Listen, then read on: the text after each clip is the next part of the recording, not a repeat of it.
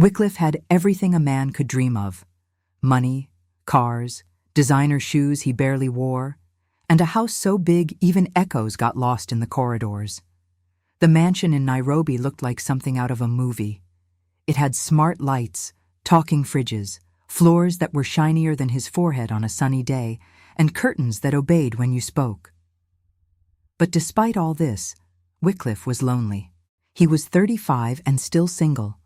His mother, Mama Wendo, had started calling him the Bachelor of Doom at family gatherings. Every time he brought a girlfriend home, it ended in chaos. One wore heels so high she twisted her ankle on the village footpath. Another brought wine to a church Thanksgiving. A third said chapati gave her allergies. Mama Wendo had had enough. "These girls of the city," she told him one morning, "they don't know how to cook. They don't know how to greet elders. They dress like they are late for a nightclub." "I'm trying, Ma," Wycliffe replied, sipping his imported coffee. "You're trying foolishness," she snapped. "I want a daughter-in-law, not a makeup tutorial."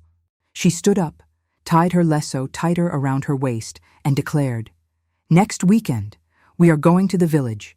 You will marry a girl with real values, not eyelashes that can sweep the floor." Wycliffe didn't argue. When Mama Wendo's tone turned sharp, even his houseplants stood straighter. In the peaceful village of Oboki, life followed a slow and sensible rhythm. Goats roamed freely, roosters gave daily morning concerts, and people respected their neighbors and their porches. Mama Wendo arrived with a mission: to find her son a wife who knew how to light a fire before sunrise, cook without a recipe book, and smile with her eyes, not her lipstick.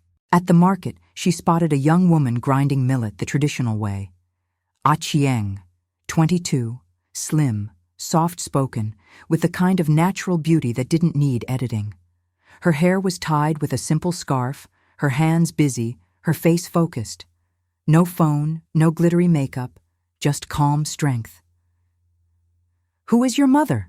Mama Wendo asked, impressed. "My grandmother raised me.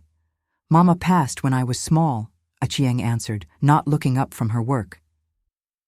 Even better, Mama thought. A girl raised by a grandmother usually had sense and skills.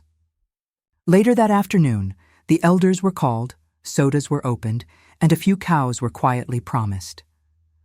Wycliffe arrived in sunglasses, looking more like a bodyguard than a groom. He smiled politely, nodded when expected, and said exactly 3 things the whole day. "Hello." "Yes, and I do." Achieng didn't cry when she left her village. Her grandmother had packed her clothes neatly into a small bag. Inside it were 2 dresses, a Bible, a bar of soap, and one surprising item, a tightly bundled set of firewood sticks. "Take it," her grandmother had insisted, "just in case the city forgets how to cook." The journey to Nairobi felt like time travel. Buildings climbed into the clouds, cars moved like bees, and the noise was louder than a church drum during revival. When they reached the gate of Wycliffe's mansion, Achieng's jaw dropped. Was this a hospital? A hotel? Maybe even a palace? Inside, everything shined. The floor was so clean she feared stepping on it. Glass doors opened by themselves. Lights turned on and off when someone moved. Achieng walked like a tourist, one slow step at a time. Wycliffe showed her around. "That's the oven," he said. "This is the microwave. That's the dishwasher." Achieng nodded politely, but in her heart she was whispering, "That is witchcraft. That is more witchcraft. That thing eats plates for fun." That night, she lay in a bed so soft it felt like sleeping in clouds. But the room had no mosquito net, and the toilet flushed like it was angry. She prayed quietly, asking God to give her strength to survive whatever spell this mansion was under. The next morning, Achieng woke up to humming. Something was buzzing in the kitchen. She tiptoed in. It was the fridge, bright lights blinking inside like it was calling her. She screamed and ran back to the bedroom. Later, she took her clothes to the bathroom and washed them by hand in the tub. She used her village soap and beat the clothes like they owed her money.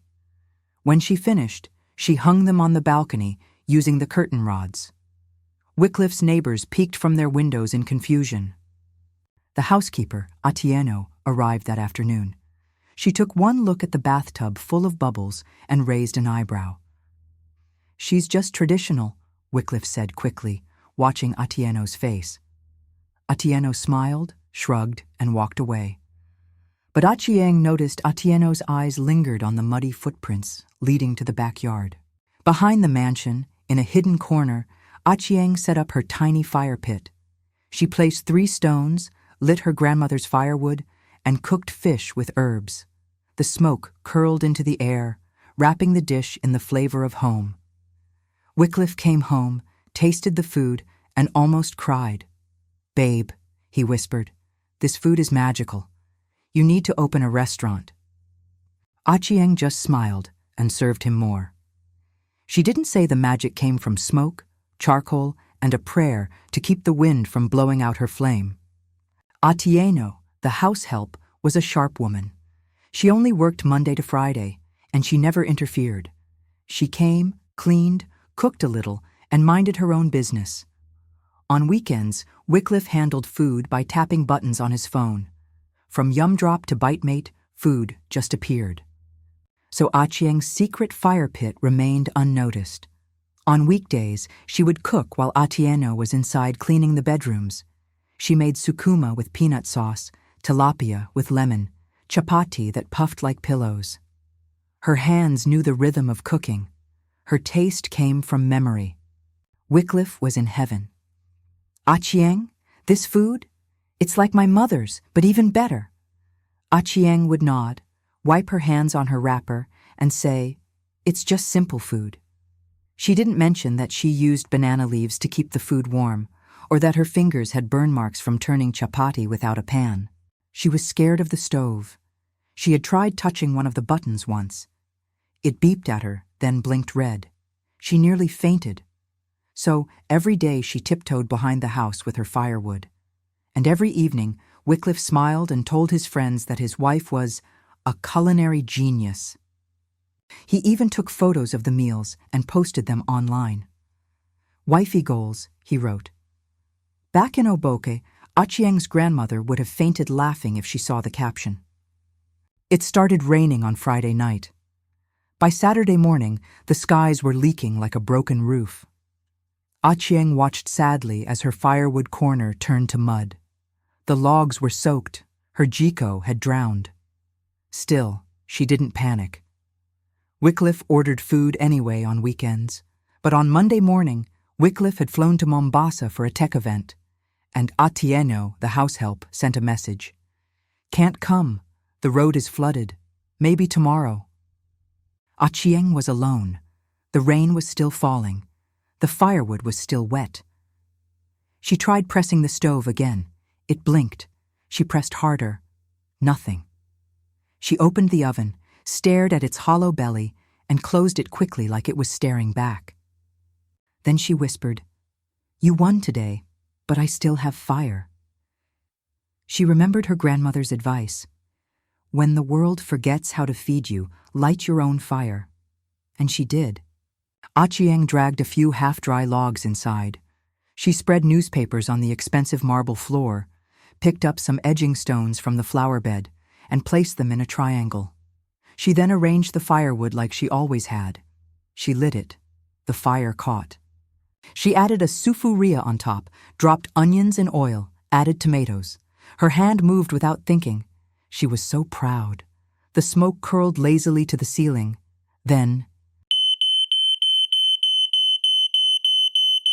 beep, beep, beep, beep. The walls screamed. Red lights flashed. The mansion came alive in terror. Achieng dropped her spoon. "Hey, demons!" Achieng froze. The house was making noises she had never heard in her life. It was like it was possessed. The ceiling beeped like it was crying. Red lights blinked on the walls. The smoke detector, a tiny white box with a glowing red eye, looked down at her like a spirit of judgment. Then the loud alarm voice said, "Warning! Smoke detected! Evacuate immediately!" Evacuate what? Achieng screamed, ran to the door, and stood under the pouring rain. Cold drops slapped her face. She looked around, heart pounding. She needed help. Then she remembered her grandmother's words. When a spirit speaks from the sky, beat it before it calls others.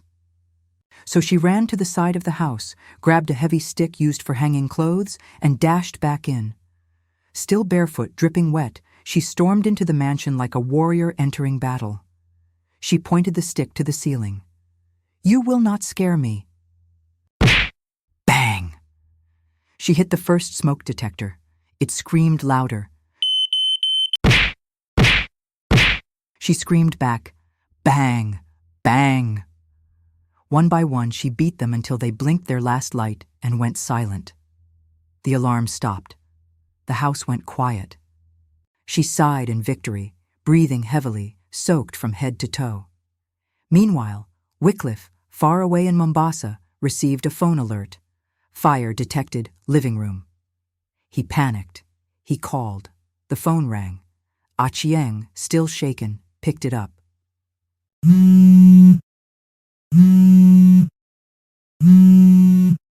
The phone buzzed. It vibrated. The screen lit up with his face. She screamed again. Now they are calling through the demons. She grabbed a pan and smashed the phone on the floor. Pieces flew like popcorn. She stared at the broken phone, chest rising and falling. Then, calmly, she returned to her pan, stirred the stew, and added salt. She was not going to let demons, or technology, ruin her food. Wycliffe sped home like a madman. He called his mother. She didn't pick. He called Achieng. No answer. The alert said smoke, then nothing. His wife wasn't answering. His heart beat like a drum. When he reached home, he didn't even wait for the gate to open fully. He jumped out of the car and ran. The door was open. Smoke hung in the air like a ghost. The curtains were stained with soot. The rug, his expensive imported rug, was black and burned in the center. The smell of smoke and cooked greens hit him like a slap. And then he saw her. Achieng. Sitting cross-legged in the middle of the living room, a pan on 3 stones, a small fire still glowing underneath.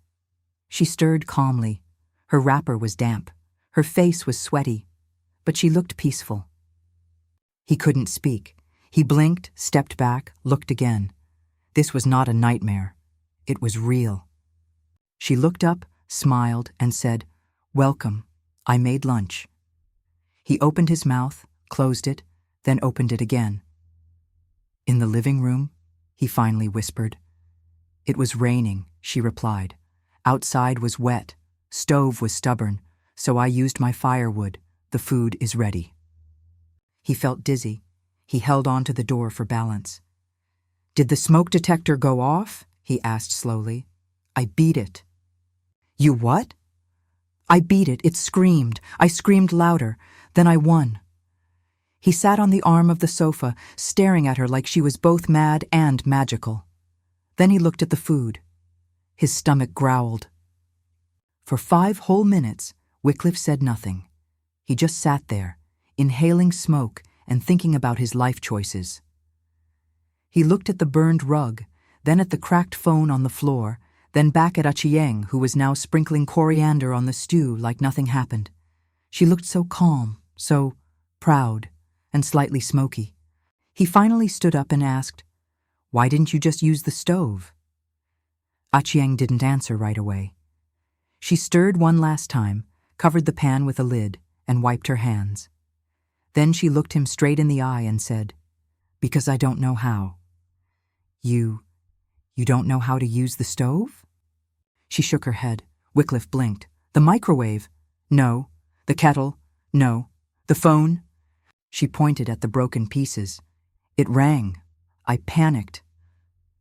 He sat back down, this time properly, holding his head. "Achieng, why didn't you tell me?" "I didn't want you to think I was stupid, or bush, or slow. I just wanted to cook. I wanted to be a good wife." Her voice cracked. She looked down. "I tried, Wycliffe. But this house confuses me. It has more buttons than sense." He looked at her again. Her wrapper had black ash on it. Her hands were dry and cracked. Her face was damp, not from the rain anymore, but from tears she was trying to hold back. He suddenly realized she had been doing magic every day, with her bare hands in a strange place without complaining. He knelt beside her, gently took her hands, and said, "You're not stupid. You're a genius, a warrior. You just need a guide." She looked up, eyes full of surprise. He smiled. "But let's never, ever light a fire on the living room floor again."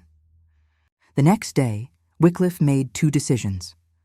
First, he hired a gentle old lady from the neighborhood, Mama Naliaka, who came 3 times a week to teach Achieng how to use the modern machines. She showed her how to turn on the stove without starting a fire, how to wash clothes without flooding the bathroom, and how to use the microwave without wearing oven mitts. Second, he built her something special. In the backyard, where the mud had once swallowed her fire pit, he constructed a traditional outdoor kitchen. It had 3 cooking stones, a chimney to carry the smoke, a wooden bench for sitting, and even a banana leaf roof to keep out the rain. Achieng cried when she saw it. "This," she whispered, "feels like home." From then on, she cooked where she was most comfortable. Sometimes she'd use the stove, sometimes her new kitchen, but always with a smile. Wycliffe learned too. He sat with her outside, helped her peel cassava, and even fanned the fire when she got tired. They laughed more, ate together every day, and told stories while waiting for the ugali to firm up. The mansion changed. It still had glass doors and talking fridges, but now it also had smoke-scented air, banana leaves drying in the sun, and a woman humming village songs near the flames.